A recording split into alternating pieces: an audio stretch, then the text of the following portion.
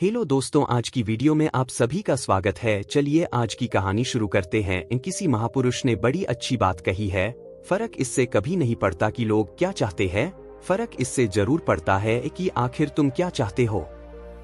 आज इसी बात को सार्थक करते हुए आपके समक्ष एक कहानी लेकर प्रस्तुत हुआ हूँ। आशा करता हूँ आपको इस कहानी से कुछ मजा मिले या ना मिले, लेकिन सीख जरूर मिलेगी।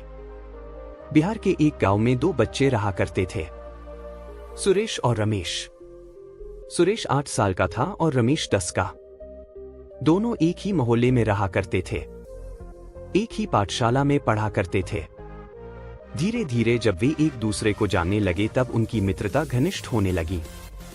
एक दिन पाठशाला से घर आते वक्त उन्हें रास्ते में एक गेंद दिखी। गेंद को दोनों मित्र खेलते हुए घर जाने के रास्ते से भटकते हुए एक सुनसान जगह पर आ गए जो गांव के बाहर गिरती थी। खेल खेल में उनकी गेंद एक बहुत गहरे गड्ढे में गिर गई। दोनों में रमेश बड़ा था, इसी वजह से उसने गेंद को बाहर निकालने का बीड़ा उठाया। रमेश सुरेश से उम्र में बड़ा था, उसी के उन्माद में वो लापरवाही से गड्ढे में से गेंद को बाहर निकालने की कोशिश करने लगा। गड्ढा तकरीबन 20 फीट गहरा था। रमेश जल्दबाजी में गलती से फिसलन वाली जगह पर अपना पाँव रख दिया और धड़ाम से नीचे गड्ढे में गिर गया। गड्ढे में गिरते ही रमेश के होश उड़ गए। कुछ क्षण तक उसे समझ में नहीं आ रहा था कि वो क्या करे। उधर सुरेश की चिल्लाने की आवाज सुनाई देने लगी, सुरेश बचाओ बचाओ, कोई हमारी मदद करो, बचाओ बचाओ। रमेश रमेश तू ठीक तो है ना? सुरेश की आवाज सुनकर रमेश भी अंदर से चिल्लाने लगा, रमेश बचाओ बचाओ, कोई मदद करो, मैं यहां गड्ढे में गिर गया हूं।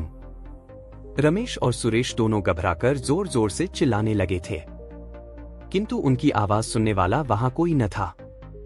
दोनों गांव से बाहर किसी बंजर वीरान जगह पर आ गए थे, जहां उनके अलावा और कोई न था। चिल्ला चिल्ला के दोनों के गले सूख गए थे। अब बाहर खड़े 8 साल के सुरेश को चिंता होने लगी कि आखिरकार इस मुसीबत से कैसे बचा जाए। उसने आसपास नजर दौड़ाई, किंतु उसे कोई नजर नहीं आ रहा था और ना ही कोई पानी का स्रोत था जिससे वो अपने सूखे गले की प्यास बुझा सके। समय बीतता जा रहा था और सुरेश को नकारात्मक ख्याल आने शुरू हो गए थे। उसे अब डर लगने लगा था। घर जाकर वो क्या कहेगा कि इतनी देर तक कहा था। अब तक तो उसके माता पिता ने उसकी खोज शुरू कर दी होगी। अगर रमेश इस गड्ढे से बाहर नहीं निकल पाया तो? अगर वह मर गया तो?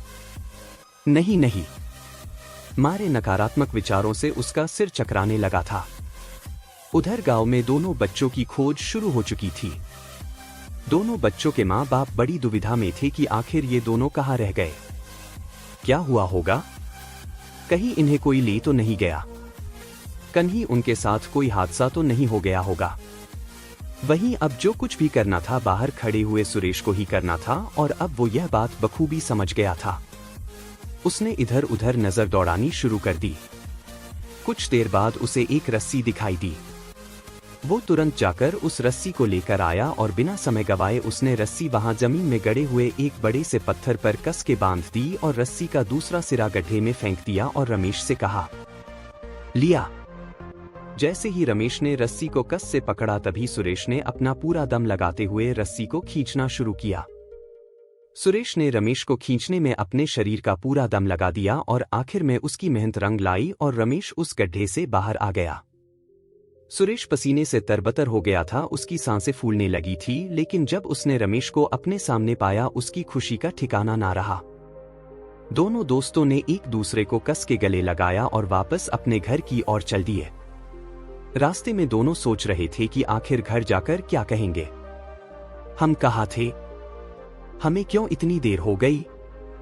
दोनों के पास इस बात का कोई जवाब न था। देखते ही देखते वो अपने घर पहुंच गए। जैसे उन्होंने अपने मोहल्ले में कदम रखा सभी मोहल्ले वासियों ने उनको देख चैन की सांस ली और बोले, अरे देखो आ गए ये दोनों, चलो शुक्र है, बच्चे मिल गए हैं। लोगों की आवाज सुनकर उनके माँ बाप तुरंत वहां दौड़ कर आ गए। देखा तो सुरेश पसीने से तरबतर हुआ रखा था और रमेश के कपड़े फटे हुए थे। कोई समझ नहीं पा रहा था कि आखिर इन दोनों के साथ हुआ क्या था। तभी किसी ने उन दोनों से पूछ ही लिया, अरे रमेश और सुरेश कहाँ रह गए थे दोनों अब तक? तुम्हें पता भी है यहाँ तुम्हारे माँ बाप कितने चिंता में थे। यहाँ दोनों को अब कुछ सूझ नहीं रहा था। अब उन्हें लग रहा था कि अगर हमने सच कहा तो हमारी पिटाई होनी तय है, और अगर कोई बहाना बना दे, लेकिन बहाना बनाए भी तो क्या? उनकी सोच ने उनका साथ देना छोड़ दिया था। कुछ देर तक मौन रहने के बाद सुरेश ने हिम्मत जुटाते हुए कहा, हम दोनों एक गेंद खेल रहे थे। खेलते खेलते हमें पता ही नहीं चला हम कहाँ आ गए थे।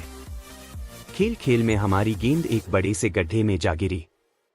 रमेश ने कहा कि वो गेंद निकल कर आएगा, किंतु उसका पैर फिसलने से वो भी गड्ढे में गिर गया और आखिरकार मैं उसे उस गड्ढे में से बाहर निकाल कर लाया हूँ। सबने दोनों की बात बड़े ध्यान से सुनी और सब एक साथ हंस पड़े और दोनों के माँ बाप उन्हें गुस्से से देख रहे थे। किसी ने बोला, वाह वाह, क्या कहानी घड़ी है। क्या हम तुम्हें बेवकूफ नजर आ रहे हैं?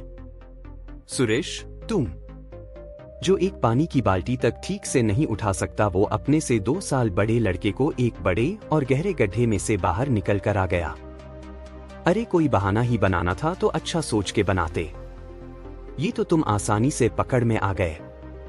सबकी बातों को नकारते हुए सुरेश ने दबाव देके कहा, सुरेश नहीं, मैं सच कह रहा हूं, मैंने ही रमेश को बाहर निकाला है। उसके इतना बोलने पर भी किसी ने भी उसकी बात पर भरोसा नहीं किया, यहाँ तक उनके माँ बाप तक को उन पर भरोसा न था। तभी सबसे पीछे खड़े हुए एक बुजुर्ग आदमी जो गांव के सरपंच भी थे, उन्होंने कहा, यह बच्चा सच कह रहा है, मेरा तजुर्बा कह रहा है, यह सच बोल रहा है। उसकी आंखों में मुझे डर नहीं दिख रहा, जो अक्सर झूठ बोलने वालों की आंखों में नजर आता है। मुझे उनके हाव भाव में कपकपाहट महसूस नहीं हो रही, जो एक झूठे आदमी में दिखाई पड़ती है। उनके कपड़े और पसीने से तरबतर सुरेश का शरीर ये गवाही दे रहा है कि उसने ही बड़े परिश्रम से रमेश को गड्ढे से बाहर निकाला है। सरपंच जी की बातों को चुनौती देने की किसी में हिम्मत नहीं थी। आखिरकार सबने मान लिया कि सुरेश ने सच में रमेश की जान बचाई है। लेकिन अब भी सब सोच में थे कि आखिरकार इस लड़के से ये कार्य मुमकिन कैसे हुआ। वहां सरपंच जी ने सबके चेहरे पढ़ लिए थे।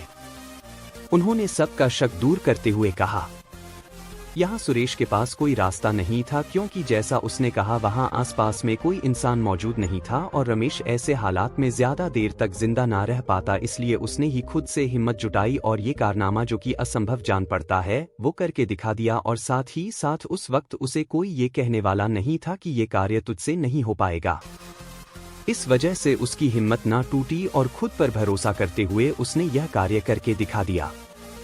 शीर्षक, हमारी निजी जिंदगी में भी कई बार ऐसे ही हालात बन जाते हैं। उन परिस्थितियों से बाहर निकलने के लिए खुद पर भरोसा होना बहुत जरूरी होता है। सोचो कि यह काम तुम्हारे अलावा और कोई नहीं कर सकता और दूसरों की बातों पर ध्यान ना देते हुए हमेशा खुद के काम पर ही ध्यान केंद्रित रखना चाहिए, तभी हमें जीवन में सफलता हासिल हो सकती है।